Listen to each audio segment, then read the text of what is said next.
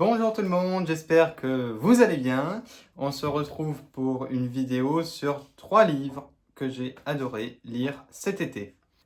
Au programme, on a Son odeur après la pluie de Cédric Sapin-Defour. Le deuxième, c'est de Georges Perec, W ou le souvenir d'enfance. Et le troisième, c'est de Gustave Flaubert, un grand classique, Madame Bovary.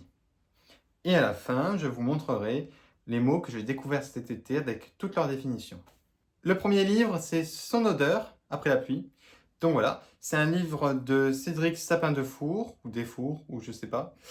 C'est un livre qui raconte l'histoire d'un homme qui adopte un jour un chien, enfin qui achète un chien. Le chien est d'une race très connue, qui est le Bouvier bernois. Et en gros, c'est une dame qui vend une portée de chiots et qui les vend. Et lui, il voit ça dans le journal un jour en buvant son café dans un bar. Et il décide d'y aller et d'acheter un chien. Car sur la photo, il a vu un chien qui n'était peut-être pas comme les autres. Et il l'appellera après Ubac. Ou Ubac. Ubac, je sais pas. Ça s'écrit U-B-A-C. Ubac. Ce livre, c'est un livre à lire si, par exemple, vous avez un chien, ou que, encore plus, si vous avez déjà eu un chien, ça va vous rappeler. C'est pour ça que ça s'appelle Son odeur après la pluie, car les odeurs, l'ouïe, ce qu'on voit, tout ce qu'on entend, qui peut nous rappeler son chien, et ben, c'est à travers ce livre-là que Cédric Sapin-Defour, quand il écrit ce livre, son chien est mort, vu qu'il écrit quelques années après, et donc il va raconter l'histoire de ce chien, avec qui il a eu une histoire formidable.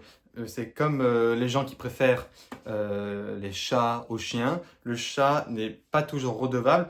Et dans le livre, Son odeur après la pluie, on voit que le chien est toujours redevable à son maître. Le chien est toujours redevable à son maître. Oh non, il y a mes néons qui se sont éteints. Bon, un peu une autobiographie, mais avec à travers ça une biographie du chien, hein. Il y a une scène où le maître se combat contre des gens qui n'ont pas laissé passer en voiture, il me semble. Enfin, une querelle par rapport à un cédé de passage, il me semble.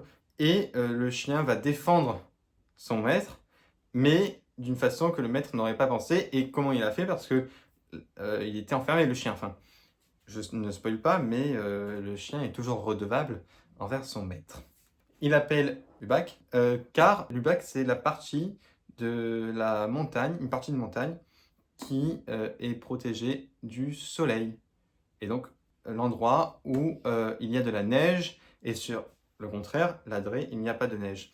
Et donc, dans le livre, au fur et à mesure, vous comprenez qu'il habite à la montagne, qui donne des noms de villes comme Salanches, Albertville, enfin des noms comme ça, donc dans les Alpes françaises. Et à travers ce livre, l'auteur, il a vraiment cette mentalité-là que l'homme se détruit et qu'il détruit, en détruisant, il détruit la nature, son milieu naturel, et il ne laisse plus place aux animaux, il ne laisse plus place au monde animal. C'est une redécouverte car l'auteur, a priori, a déjà eu un chien, mais n'en a pas eu un réel souvenir comme ce Bouvier bernois qu'il a acheté.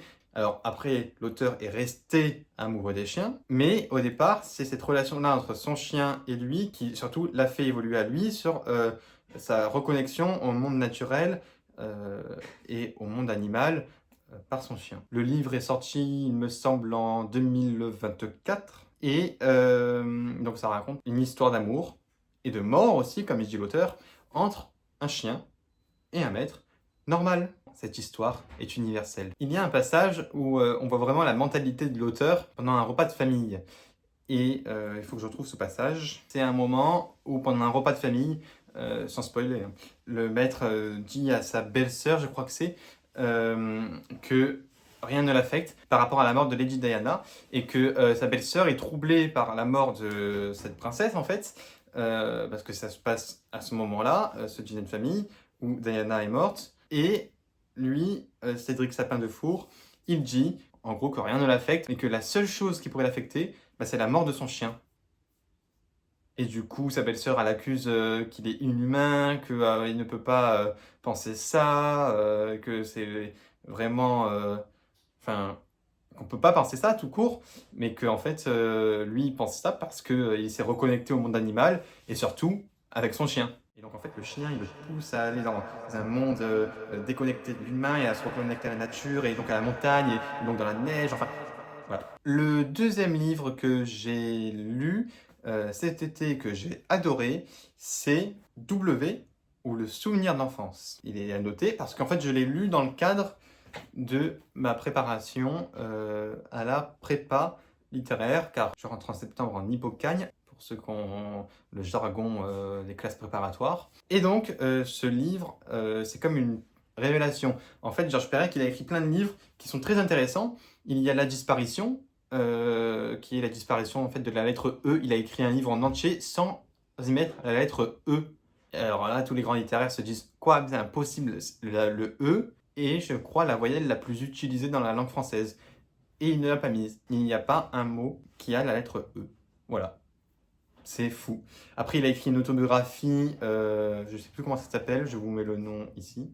Une autobiographie à la deuxième personne du singulier, voilà, As-tu. Enfin, voilà, mais ça, je ne l'ai pas lu, mais c'est vraiment des livres très typiques. Ça, ils en ont fait un film après, où Georges Perec faisait partie de l'équipe du film. Hein. Et donc là, W ou Le souvenir d'enfance, c'est une autobiographie typique et où il raconte deux histoires. Son autobiographie avant, pendant et post-Seconde Guerre mondiale, et une autre partie qui est écrite d'une différente manière. L'autobiographie est écrite normale, avec une police d'écriture normale, comme tous les livres en fait. Mais l'autre partie qui est un souvenir d'enfance, c'est une histoire qu'il a écrite lorsqu'il avait 12 ans, et cette partie-là est écrite en italique, et qu'en fait ça raconte une histoire d'une île qui s'appelle W. Quand il cite une œuvre dans cette partie-là, il la met pas en italique, il la met en écriture normale. Quand il cite une œuvre quand il cite une œuvre dans la partie autobiographie, il la met en italique et pas en écriture normale. Enfin bref. Et en fait, ce n'est pas, il y a la partie 1, l'autobiographie, la partie 2, l'histoire qu'il a écrit quand il avait 12 ans. Non, ça s'alterne sur chaque chapitre. Par exemple, le chapitre 1, c'est l'autobiographie. Le chapitre 2, eh ben, c'est l'histoire qu'il a écrite. Et le chapitre 3, ça retourne sur l'autobiographie. Le chapitre 4, ça retourne voilà, sur le souvenir d'enfance, sur l'histoire qu'il a écrite. Et quand il écrit l'autobiographie, au départ, il dit qu'en gros, il ne se rappelle de rien. Et en fait, c'est en se replongeant dans cette histoire qu'il a écrite quand il avait 12 ans, de l'île W, qui est une île très sportive, je reviens après dessus. C'est en se plongeant dans ces histoires-là et à travers surtout des photos, il retrouve des photos avec les années et il émet des hypothèses sur ce qui s'est passé et certains membres de sa famille disent le contraire à certains moments. Mais en gros, il retrouve ses souvenirs et tout se réenchaîne. Alors des fois, ça peut paraître un peu décousu, mais pas tant que ça. Mais il retrouve ses souvenirs en écrivant. Ça m'a fait penser à une autobiographie qui est de Nathalie Sarraute, Enfance. Je fais une petite parenthèse dessus. Je l'ai lu il y a 3 ans. Et elle ne veut pas écrire son autobiographie. Au départ, elle dit « je ne le ferai pas ». Et en fait, si, elle le fait par des souvenirs d'enfance. Où Nathalie Sarraute utilise aussi la sous-conversation, l'excès de tropisme, enfin des choses comme ça. Quand on lit Nathalie Sarraute, en fait, c'est très décousu. Il y a plein de souvenirs qui viennent comme ça, c'est très décousu. Enfin voilà, mais ça m'a fait penser à ça, vu que les souvenirs reviennent au fur et à mesure qu'il écrive et au fur et à mesure qu'il retrouve des photos. Et donc l'histoire de W, je ne dis pas la fin, je ne veux pas spoiler, parce que moi quand j'ai lu la fin, je suis tombé de haut. Parce que pourquoi j'ai aimé ce livre? Parce que en gros, il y a une histoire, son autobiographie, il y a une autre histoire, celle qu'il a écrite quand il avait 12 ans, et à la fin, ces deux sont mêlés, comme si celle-là, enfin, comme si l'île W, pouf, elle était évidente à son autobiographie, et que ça montrait le cheminement de sa destinée. Pour ceux qui vont le lire, l'île W retrace une partie de sa vie, notamment durant la Seconde Guerre mondiale. Je n'en dis pas plus. Quand j'ai fini ce livre, j'étais... Et je me suis dit, non mais c'est pas possible, il a réussi à faire autre chose. Il a mis 2 histoires en une pour n'en créer qu'une seule. C'est tellement fou. Il y a un passage qu'il utilise des signes. C'est-à-dire qu'il ne va pas écrire comme tout le monde, ça me fait penser à Calligramme, je crois, je ne sais plus de qui c'est. Voilà, et ça m'a fait penser aussi à ça, parce qu'il utilise plusieurs signes qu'on ne voit pas dans un roman type Flaubert, Zola, ou des choses comme ça. Il dit ça dans la partie autobiographie. J'ai à noter parce que c'est très important.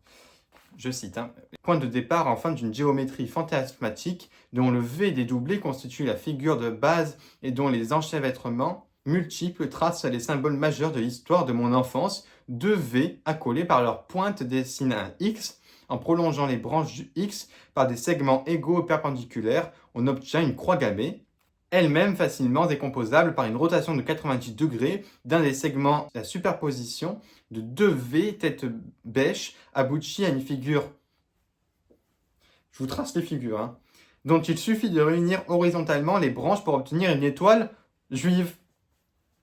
Voilà. Et là, il nous révèle en fait que la croix gammée forme une étoile juive. Si on fait quelques modifications. Et tout est lié. Donc voilà, c'est un livre accessible à tous. Tout le monde peut le lire. Et tout le monde peut être choqué de la même manière, que vous soyez un grand littéraire ou non. Et enfin, le troisième et dernier livre que j'ai lu cet été, mais que j'ai adoré, et que j'adore déjà l'auteur, c'est un grand classique. C'est Madame Bovary. Moi, j'ai cette édition-là, l'édition anniversaire. Pareil, à noter, beaucoup à noter. Voilà, j'ai moins écrit au crayon dessus parce que j'écris au crayon sur les livres. Ça me permet de souligner des moments, des choses. Là, en fait, en vert, c'est des extraits et en jaune, c'est des moments clés. Pareil, je l'ai lu dans le cadre de la prépa, même si je l'avais déjà lu il y a quelques années, mais pas de la même manière. Oh, il y a même des post-it à l'intérieur. Enfin, bon.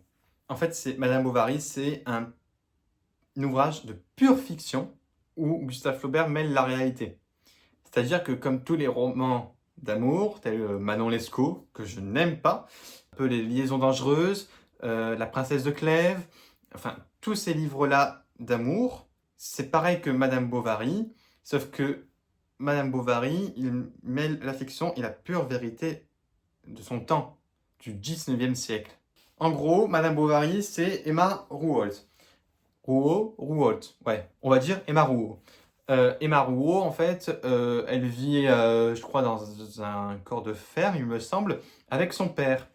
Et un jour, il y a un certain monsieur Bovary qui arrive et il la trouve très sublime, comme tous les romans.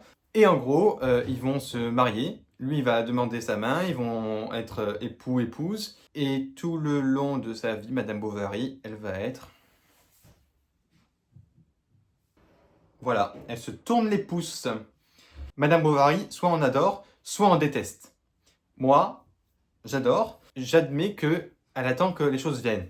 Elle va avoir plusieurs amants, 2, 3 amants.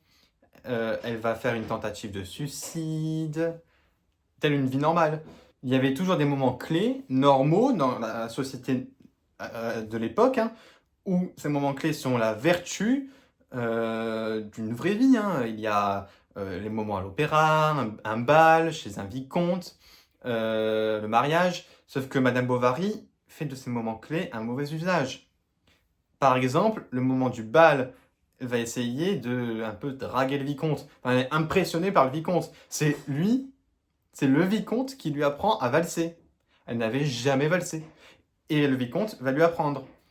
Et elle est troublée. Elle a cette sensibilité-là de la vie qui la ramène toujours dans le vice, à travers la vertu. Et donc, beaucoup ont critiqué Madame Bovary parce que Flaubert va remettre en cause la construction du romantisme et de l'illusion. Il va créer une illusion dans ce roman d'amour, dans ce mariage entre Charles Bovary, voilà, Monsieur Bovary, entre Charles Bovary et Emma Rouault.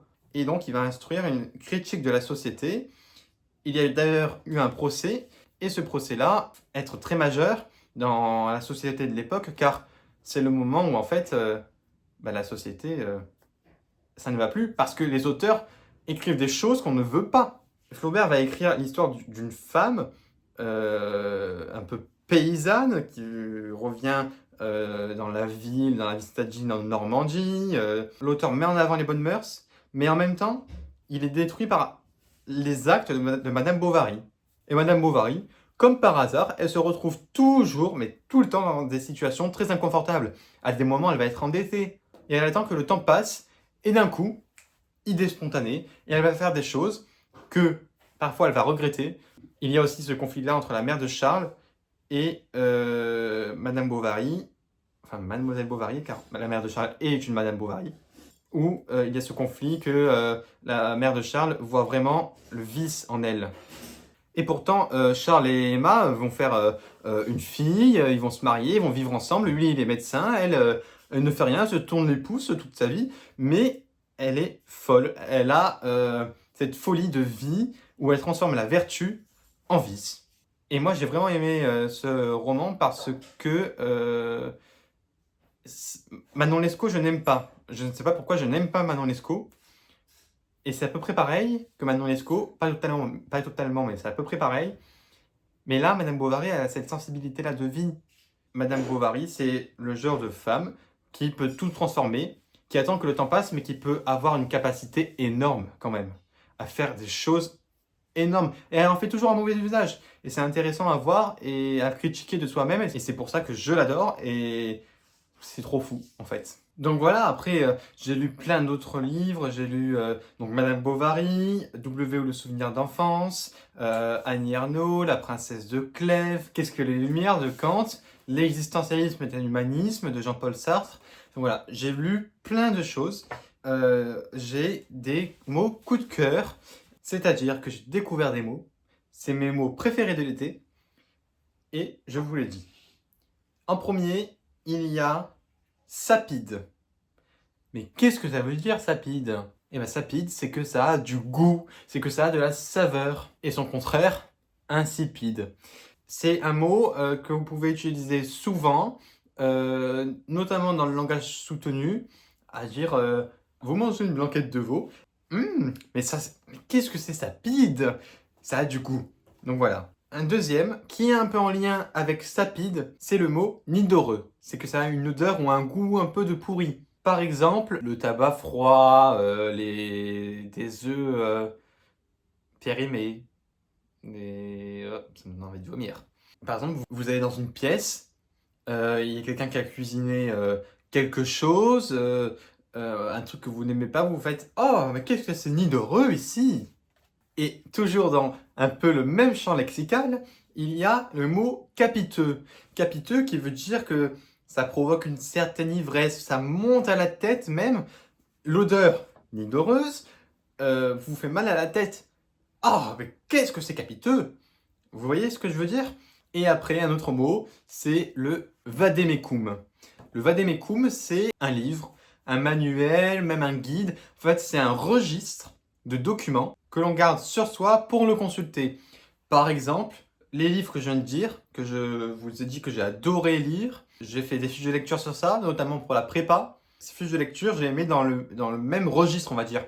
Et bien ce registre-là, après je dirais que c'est mon vademecum de lecture, par exemple. C'est vraiment un truc à moi sur quelque chose de précis et que je veux garder pour consulter, pour réviser par exemple, si j'en ai besoin, mais aussi pour la vie de tous les jours. C'est un vademecum. Donc voilà, j'espère que cette vidéo vous aura plu. Si vous l'avez aimé, un petit like. Et sinon, abonnez-vous. Et puis, j'espère qu'on se revoit pour de nouvelles aventures. Allez, à bientôt!